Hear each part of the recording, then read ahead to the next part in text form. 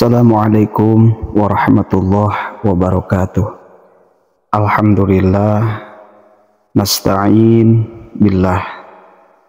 Allahumma sholli ala Sayyidina Muhammad ibn Abdillah. Amma ba'du.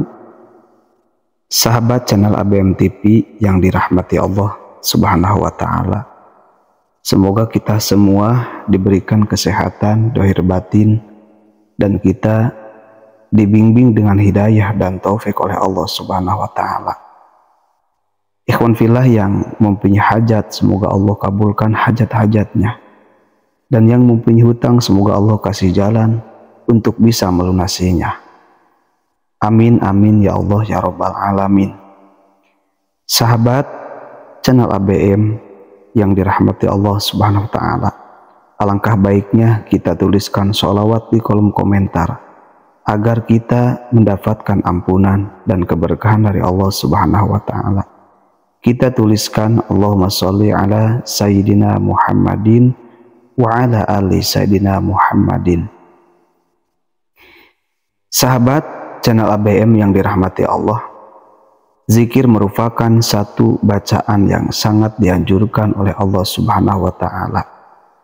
Allah berfirman di dalam surah Al-Baqarah ayat 152, yang artinya, maka ingatlah kepadaku, aku pun akan ingat kepadamu. Bersyukurlah kepadaku dan janganlah kamu ingkar kepadaku.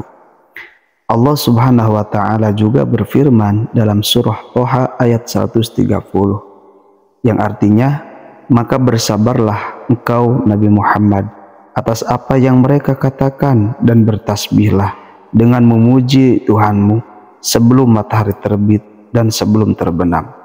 Bertasbihlah pada waktu tengah malam dan di ujung siang agar engkau merasa tenang. Salah satu bacaan zikir yang dapat dibaca oleh umat Islam yaitu zikir laqad ja'akum. Zikir laqad ja'akum merupakan potongan ayat yang terdapat dalam surah At-Taubah ayat 128 sampai 129. Sahabat, zikir itu ada yang dinamakan dengan zikir lisan, yaitu membaca kalimah, dan ada juga zikir secara harfiah yang artinya ingat kepada Allah. Ketika kita mengingat kepada Allah, entah ingat karena kita sedang berada di pasar ataupun di ladang ataupun di pekerjaan. Contoh seperti ini, kita berada di pekerjaan, kemudian kita mendapatkan gaji. Kita mengingat kepada Allah dengan kata Alhamdulillah, itu merupakan zikir kepada Allah. Ada juga yang mengingat dengan cara ini seperti, ya Allah, Alhamdulillah engkau telah memberikan kepadaku nikmat, yang mana nikmat ini sangatlah luar biasa. Sehingga dia mengingat atas kebesaran Allah. Itu pun dikatakan dengan zikir yang berdominan dengan tafakur atas kekuasaan Allah Subhanahu wa ta'ala. Ikhwan fillah, keutamaan zikir laqad ja'akum dikutip dari buku Rahasia Keajaiban Ayat-Ayat 1000 Dinar karya Imam Al-Ghazali. Zikir laqad ja'akum yang terdapat dalam dua surah terakhir surah At-Taubah merupakan lafaz zikir yang sangat istimewa. Rasulullah pernah memberikan penjelasan bahwa turunnya ayat ini dikawal oleh 70.000 barisan malaikat. Sungguh betapa mulianya ayat ini. Atas mulianya zikir laqad ja'akum ini, para ulama menjadikan sebagai penghubung dalam berdoa kepada Allah Subhanahu wa ta'ala. Mereka berdoa dengan harapan dikaruniai kenikmatan hidup lahir dan batin. Zikir laqad ja'akum dilakukan setelah sholat dan dibaca sebanyak 7 kali secara istiqomah. Membaca zikir laqad ja'akum diyakini akan mendatangkan kebahagiaan dan kenikmatan hidup, baik kemudahan mencari rezeki, kesehatan lahir dan batin, dan kemudahan segala urusan.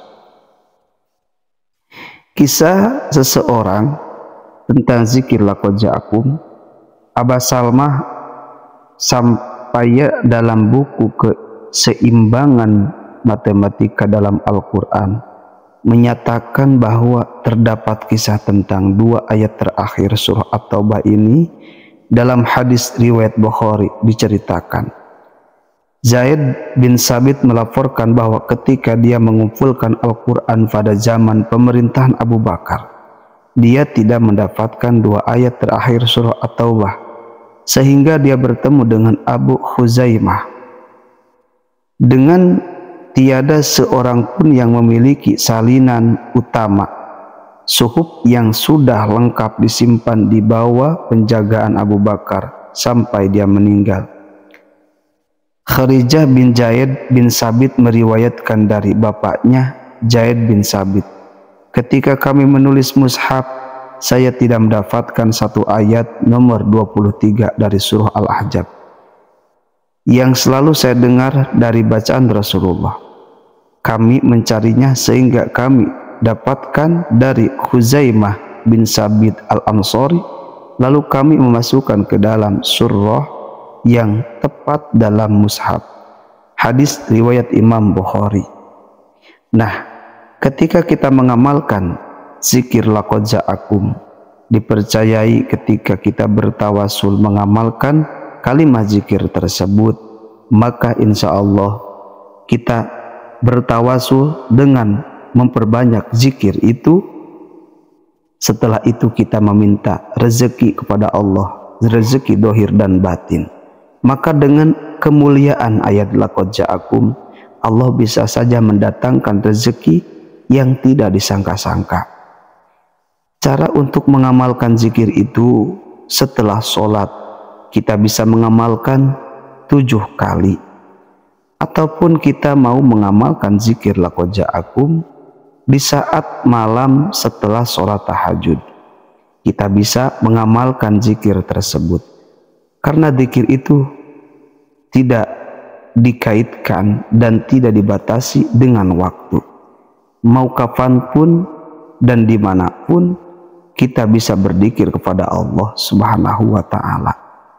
Nah, setelah sholat tahajud kita mengamalkan zikir laqad ja'akum rasulun min anfusikum azizun 'alaihi ma 'anittum haris 'alaikum bil mu'minina raufur rahim fa in tawallaw faqul hasbiyallahu la ilaha illahu 'alaihi tawakkaltu wa huwa rabbul 'arsyil 'azim.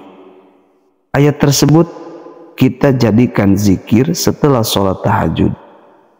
Alangkah baik kita membacakan setelah sholat tahajud sebanyak-banyaknya. Jika kita mampu, kita bisa membacakan 100 kali.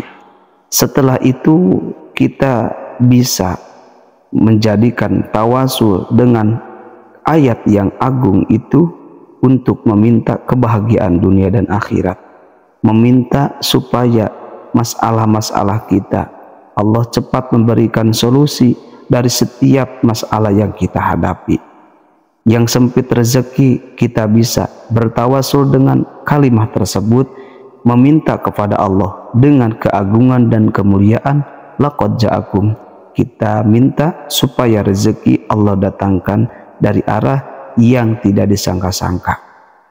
Maka sahabat channel ABM TV, kita bisa mengamalkan ayat laqad ja'akum itu setelah sholat fardu sebanyak 7 kali.